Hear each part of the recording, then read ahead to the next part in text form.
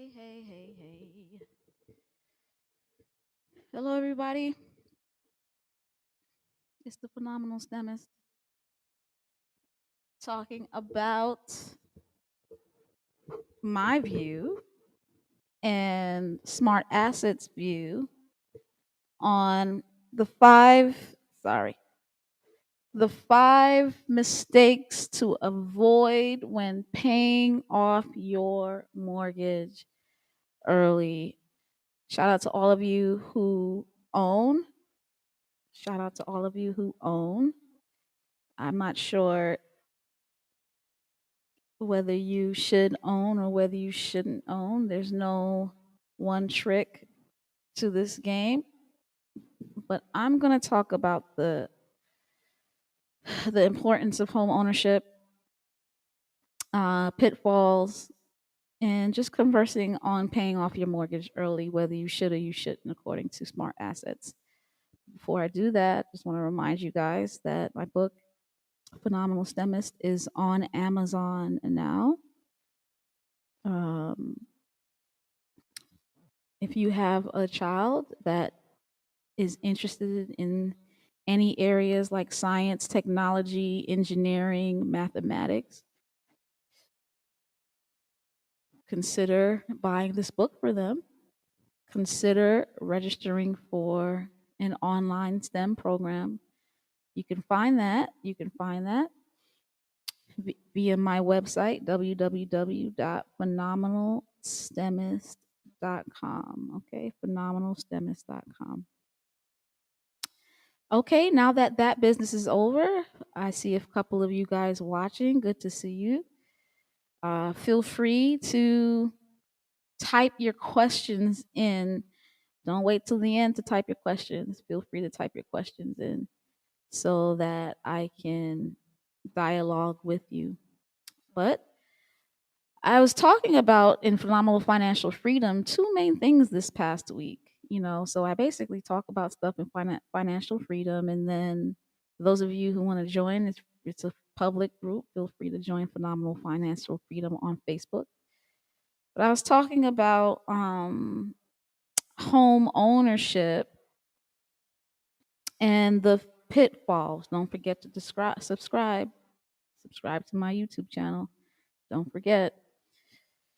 Um, Pitfalls, right? So I was talking about the fact that rent is going up, right? Rent is going up, is increasing. And I'm so glad that I bought. Not to say that owning a home is easy. I just had to fix my toilet.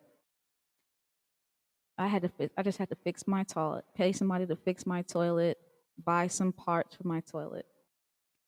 It just popped up. My toilet just started to run randomly. I had to fix it, or else my water bill would have is going to be crazy, right? So when you're a landlord, you own those things versus when you're a tenant, if something goes wrong, you call the landlord. If you're a homeowner, when something goes wrong, you are the landlord. You got to pay for it. So I learned as being a homeowner, what I learned is that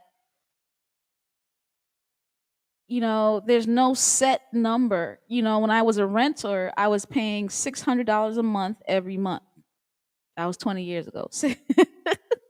$600 a month every month. If something bad, call the landlord. My numbers didn't increase or decrease; they just stayed the same. I can expect consistency when I was renting. Home ownership, the boiler may break, the roof may cave in, the toilet may stop working. Like at any time, things can happen. This month it's the summertime, you put the air conditioning on more than normal compared to, in the winter, you put the heat on more than normal. So then the energy prices are moving around. It's just, there's nothing really consistent unless you determine to put to put yourself in control and make it consistent. Um, However, whatever I put into this house, it's mine, kinda. Because I still have a mortgage. We can talk about that a little later. So my home is building equity so that I can use that equity for gain in appreciating assets, buying more assets, or just being able to sell it later, or just be able to give it to a descendant when I'm older, and my so to create generational wealth. But the key thing, it's wealth building. It's wealth building. It's mine to build wealth in some kind of way. Use it for equity to purchase another property to build more equity and assets. Use it to sell and use it for my elder care in the future, which I highly doubt. Use it as a wealth builder for my next generation. And I don't have any children, but there's people in my next generation, right? There's descendants that I have in mind, right? So that's wealth. That's wealth being passed on to people that have my DNA, whether it's mine directly or not. There's wealth there. Okay. Renting, you don't have any of that. Okay. All right. But don't think that housing prices didn't go up for us. Like those who are renting are seeing steep increases in their rent, right? They're seeing $500 increases in their rent. Well, just to let you know, this year I saw a $300 increase in my mortgage. It happens to us too, y'all. Taxes are going up. We pay taxes. The difference is we can write off our taxes. That's the beauty of ownership. Like your increase, you can't do nothing with it. That's why I love home ownership. My increase, I'm doing something with it. So I paid more taxes, more homeowner taxes, and I'm paying more in insurance. I can't write that off, but I'm paying more in home insurance. So my mortgage went up $300. And it didn't go to my equity. It didn't go to my principal on my mortgage. It went to pay an insurance bill and in taxes. Taxes I can use, insurance I can't. Okay? So don't let anybody tell you, "Oh, buy a house because it doesn't go up." That's not true. It goes up. It goes up, you guys. It goes up. Don't let the myth of owning get you into trouble. Own when you're ready to own. I'm glad I own, but I own when I'm ready to own. Okay. Another pitfall that I was thinking about, I don't know who's watching, I would love to hear your viewpoint, is I'm building wealth, home ownership, and but I'm a single woman. Imagine these are the things I have to think about. Like, so I'm paying off my mortgage early. Let's say I get married 2 years from now, 3 years from now. My mortgage is almost paid for 2 or 3 years from now. I've spent all my 20s, 30s, 40s, taking all the risk in paying for this mortgage. And then I get married and that person is entitled to half of it, right? Without a prenuptial agreement, that person is entitled to half of it. That is a serious thought process. Not just your mortgage, but any asset. What do you guys think about that? Those of you on the replay, please comment in the comment section. But it's like prenups aren't only for divorce either. So the fear is you get married, you get divorced after all your 20s, all my 20s and 30s, building up this wealth, and then somebody comes in and takes half of it. It's kind of nerve wracking, right? Truth be told, they're taking half of the appreciation. from the time they got married. So it may not be that bad, but still, that's a little nerve wracking. Number one. Number two, maybe you're happily married. You're happily married. You're not divorcing, but the older I get, I'm in my 40s. I'm most likely going to marry somebody who probably's been married, had kids, had baby mothers, or something like that. And I'm like, there's situations where when someone gets married, their former partner, their spouse, their baby mother will come for the new wife's marital property. Well, let's make it real. Like, I get married to somebody, let's say he has a child with another woman. That woman wants to get back at him. I'm not trying to be fearful. I'm just saying these are situations. This has happened. Just I know of situations where this has happened, like where the baby mother can't come for the father, so they come for the wife's marital property because it's his because they got married. A prenuptial agreement can get away from that. Like, you could literally say this is pre-marriage, and so they can't come for that income, those assets. So it's prenuptial agreements aren't only for just in case you get divorced. There's so many situations. So I don't want it to feel like it's just about divorce, or it's prenups are bad things, or people who want prenups don't believe in marriage and believe in divorce. Marriage is a both spiritual and legal situation, and when you're dealing with assets like homes, I think it's fair game to talk about agreements pre-marriage, and I don't think it's saying that you're fearful of divorce. All right.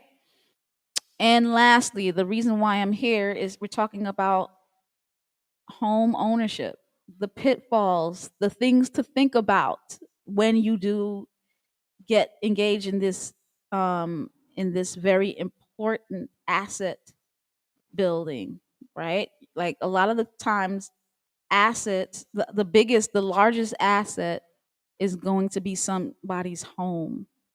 All right. And I think about, I think about buying my home back in 2013. I'm so happy I did. I'm so happy I did. But I realized, oh my God, next April will be 10 years since I owned this home. 10 years. That is fast. It feels like just yesterday. And that's such a great benefit of owning a home, because it was just yesterday I bought this thing. And I'm looking at it. I have a pretty well sized home.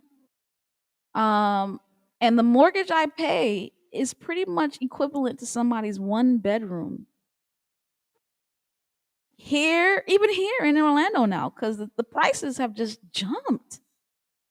The prices have jumped. So I'm so happy I wasn't renting. It's cheaper to live in my home than some people in New York and Miami for sure. But even now, Orlando's getting expensive. However, I don't want to have a mortgage forever. I want to pay off my mortgage ASAP, and I'm going to pay it off pre 15 years. How am I doing that? I am adding a certain amount of money extra to my principal. I'm adding a certain amount of money to my principal. Not negating my investments in Bitcoin, though I'm very limited in that. And listening to Warren Buffett, like, he's like, Maya, don't do it. I invest in my Roth IRA. I'm invested in my HSA. I'm investing in my personal life. So I'm still invested in all those things, and I am paying my mortgage off early. There are some mistakes to avoid when you do that, and I make sure to do that. Number one, what are the 5 mistakes to avoid when paying your mortgage off early? I think you should. I am. But you got to be careful maybe not everybody needs to, depending on their situation. For instance, if you have credit card debt, why are you paying off your mortgage early? You have 30% credit card debt and your mortgage interest is 3%. 30% versus 3%. And at least with the mortgage, you're able to write off the interest in taxes. You cannot do that for credit card debt. So mistake number one is not considering all your options. Right? So I'm paying extra a month. What could I be doing with that extra money a month? They're saying, Maya, you could be investing in the stock market. You could be putting that extra whatever you're paying a month in the stock market and make 10% increase, right? On that, let's say I'm paying $1,000 extra a month. Well, that $12,000 extra a month could have been placed in the stock market, and 10% of that you would have made $1,200. Would have made $1,200 versus taking $12,000 off your mortgage, right? You would have only, saved 3% of that $12,000, and 3% of that $12,000 is right. So 3% would be about 360. You understand? They're saying you're saving $360. Why, you're saving $360 of interest that year when you could have made $1,200 that year. You get it? They're saying you can use your money wiser and make more money on it and use your credit to your benefit. Use your low credit, because truthfully, my interest rate is only 3.5%. That's an awesome interest rate. I'm not paying that much in interest. But kind of I am. I kind of feel that I am. Because if I have a house worth $200,000, I purchased at $200,000, maybe, let's say I did that, then 3% of that, right, is like about $6,000 per year, and it compounds, right? And if I go $6,000 and then next $7,000 and $8,000, right? It compounds over 30 years, right? 6,000 times 30 is, that's like basically paying for my house twice. That's like paying for my house twice. You see my point? So I don't want to pay all that interest for my house. It sounds like a low amount of interest, just 3%. But compounded, it's pretty much a lot of money. And I don't want to do that. So I feel that I want to pay my house off in less than 15 years. That's my prerogative. And I have considered all my options. And I am invested in the stock market multiple times. I invested in my Roth IRA. I only could go up to $6,000 there, right? I can't go more than $6,000 in my Roth IRA. I maxed that out, right? I don't believe in 403Bs and 401Ks. I feel like they're high feed, like they're not matching me. Like I already have a pension. My job is giving me a pension. I don't have a 403B or 401K. I have a pension. So I have a Roth IRA, I have a pension, right? I have a health savings account. I've maxed that out. 3,500. I've maxed it out. I've weighed all my options. I'm and maxed out in all tax-free vehicles for the stock market. I don't need to be any more in my opinion. I also have a robo investing account that I put money in as well. So I am in the stock market in other ways too that are taxed more. But my point is, I don't believe in being undiversified. I don't want to put all my money in the stock market. Look how the stock market is doing. It sucks right now. Now, am I putting it in my? Am I putting my 6,000, my 3,000, my pension, my robo investing account? Am I putting it in there? Absolutely, absolutely. But that's it. No more. I still have more money left over. Praise the Lord.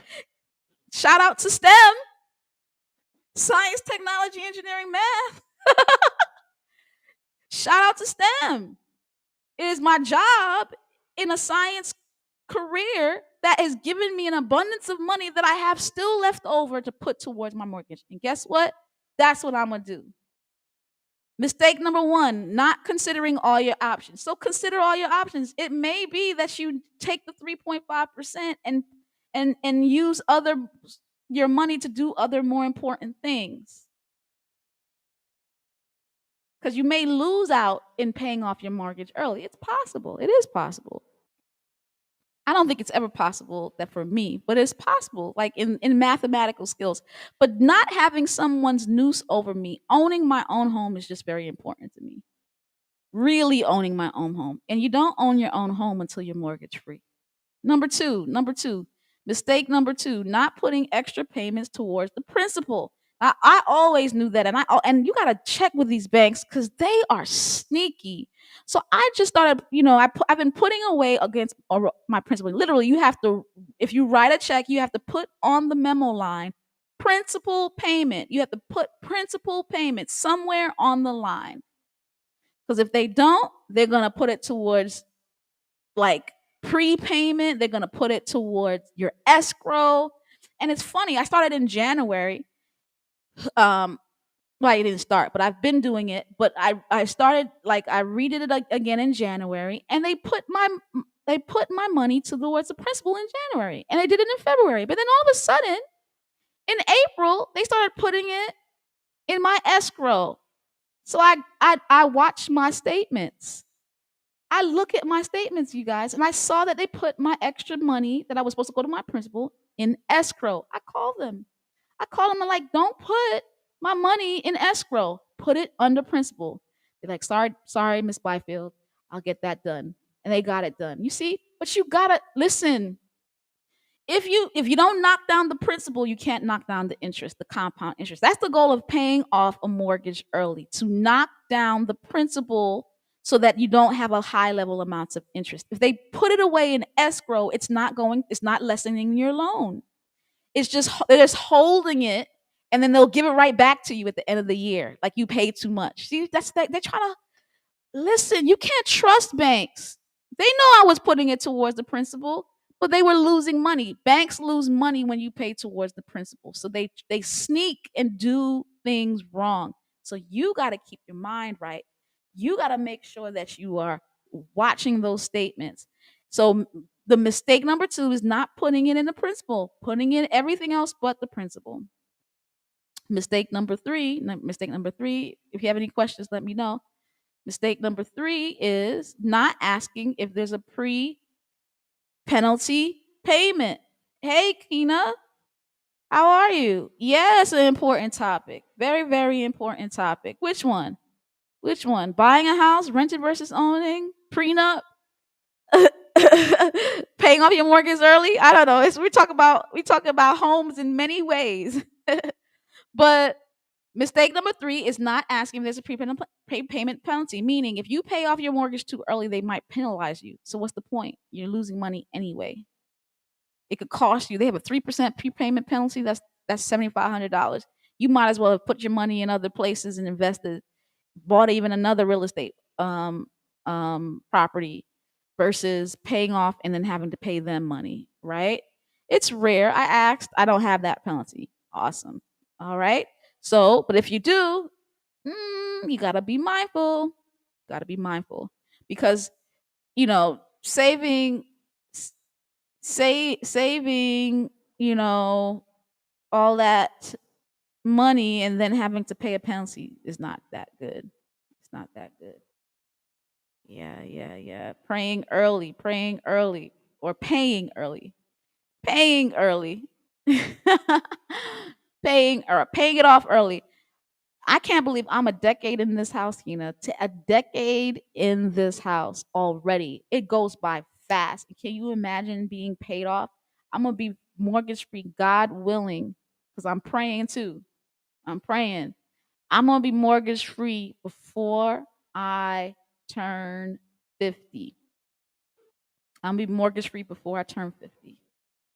Yeah, yeah, yeah. I'm gonna be free before I turn 50. God willing. And I have to make sure I don't make the mistakes though. And number three is there's no prepayment penalty, so I don't have to worry about that for mine. Number five, what are the mistakes that you need to avoid if you're trying to pay off your mortgage early? Number four, Leaving yourself cash poor. This is so critical. Critical. Because you're trying to pay off your mortgage, you're putting all this extra money. Do you have any cash in your savings account? For instance, I had to use my savings account money recently to move things around. It's there. It's there. Cash poor is a little nerve wracking. You have to have an emergency fund, at least $1,000, and then 6 to 8 months in income, in 6 to 8 months. What do I say? In years pay, or not years pay, 6 to 8 months in expenses. So if you have over a year, between your light, your water, your food, and it adds up to maybe um $3,000 that's excessive. Yeah, like, and your mortgage and all that. So where you live and all that, $3,000 a month, then 3 times 6 is what, $18,000. So have $18,000 in cash somewhere. And when I say cash, I definitely mean, you know, funds, money market, savings, even, stock market accounts that you can get attached to. So I'd never have a whole bunch of just cash sitting around. I have low level cash emergency funds and then high level emergency funds. But you should definitely have an emergency fund and not just putting all your money in your mortgage because you'd be devastated. I believe in diversification. Suppose the house burned down and you put all your money in the mortgage. It's a problem. Put your money in cash. Put your money in the stock market. Put your money in retirement. Put your money in health savings. You understand? Don't leave yourself cash poor. Just in case something happens to you, you'll be able to go and get it versus get out another credit card and then you're owed 30%. You trying to save against your 3 to 5% mortgage interest and get yourself in trouble having to get a credit card debt that has 30%. It's like it's pointless. It's pointless. Yeah, yeah, yeah. And lastly, number 5, extending your loan when refinancing. Don't do that, guys. Those of you who get cars too, these 6-year loans, are you crazy? Do you know how fast you should pay off your car loan? You should pay off your car loan in 3 years. If you can't pay off a car in 3 years, you shouldn't have one. If you can't pay off your car in 3 years, you can't afford that car. So this extension of, I can't afford the payment for 4 years, so I extend it for 6 years. You know how much they do that to us? Do you know how much interest you're paying on that car? Same thing for house.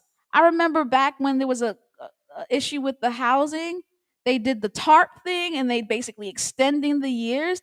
So they're basically saying, yeah, give me more money. Give me more interest. Do I believe in refinancing? I'm not refinancing. I don't need to. I just need to pay off my mortgage, double up. But some people, they have all kinds of issues with their homes. They have the MIP, the mortgage insurance. They have, a high interest rate. They have a adjustable interest. Like, they have all kinds of issues. With you, for sure, you need to refinance to get rid of that MIP, to get rid of that adjustable interest rate. But when you do it, don't extend your loan, right? If you're 10 years, it says if you're 10 years into a mortgage, you can refinance up to 10 years, or you can go into a whole new 30-year. But then you're already 10 years, so you're basically buying that home over 40 years. You understand? And you're paying interest over 40 years when you could have just stayed for 30. So be careful, guys. Don't get hoodwinked. Don't get hoodwinked. If you have shorter terms, like if you're 10 years in and you say, "Oh, I want a 15-year mortgage," or I want to, right? So you end up paying it off at 25 years. You'll also get a better interest rate, and it might be the same payment, but you're not paying the MIP anymore. You're not paying the adjustable rate interest, right? So you'll be surprised, and then you'll pay it off 5 years prior. Just don't extend it. All right. So I hope I've helped some of you in learning about, home ownership. If you're gonna buy a home, make sure you can afford it. I believe in paying the 20% down. If you can't pay the 20% down, you're gonna have a mortgage insurance, meaning you're gonna be paying $200 approximately every month for the rest of the life of the loan. Back when I bought, back when I bought, I didn't have a 20% down. That's true. I'm not gonna lie. But I got a first year home ownership deal. You didn't have to have 20% down.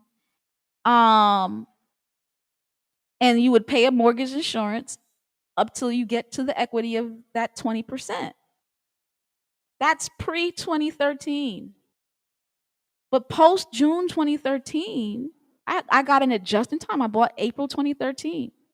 Post June, they're like, no, no, ma'am, no, sir. You're gonna be paying $200 for the life of a loan, whether you get to equity or not. Right? That's expensive. It was a good deal for me because I was able to double up. I paid off, got to equity quick. I got to my equity quick, so I stopped paying MIP early.